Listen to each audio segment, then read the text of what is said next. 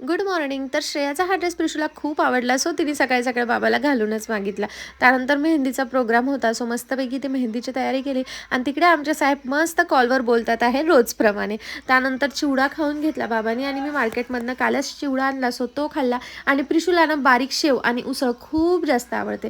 नंतर माझ्या सोनूलीचं इथे मस्त डान्स करायचं चाललेलं होतं. कशावर? तर प्रिशूला ना रडू नको बाळा हे भजन खूप जास्त आवडते आणि त्यावरती छान डान्स करते. आणि सकाळच्या वेळात किंवा मी कधीही घरी असले ना की तिला असं होतं की तिने मला चिटकूनच राहिलं पाहिजे.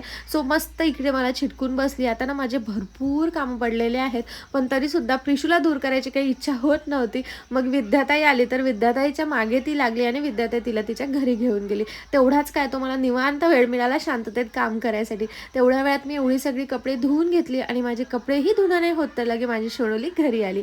त्यानंतर तिला झोपवून वगैरे दिलं. मस्तपैकी आलू पराठा आणि गरमागरम पुऱ्याचा प्रोग्राम होता, सो ते खाल्लं. आज हा स्टॅम्प मला बँकमध्ये सबमिट करायचा होता आणि पासपोर्टसुद्धा माझे आले, जे एकदम विचित्र दिसत होते.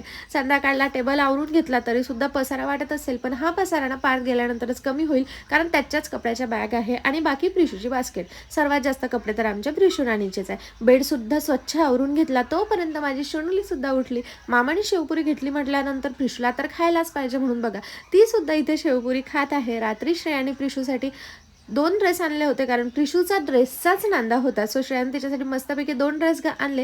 हा एक तिला घालून दिला आणि त्यानंतर दुसरा श्रेयाच्या हातामध्ये आहे. आता तो जो घालून दिलेला ड्रेस आहे ना, तो आम्ही चेंज करणार आहोत, कारण तो मोजकाच झालेला आहे. हा ड्रेस मात्र प्रिशूला खूप जास्त आवडला होता.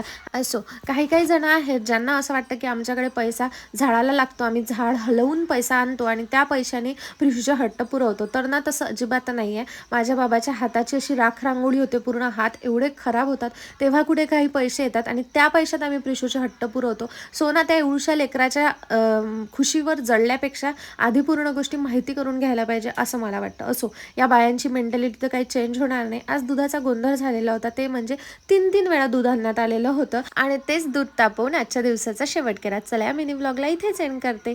बाय.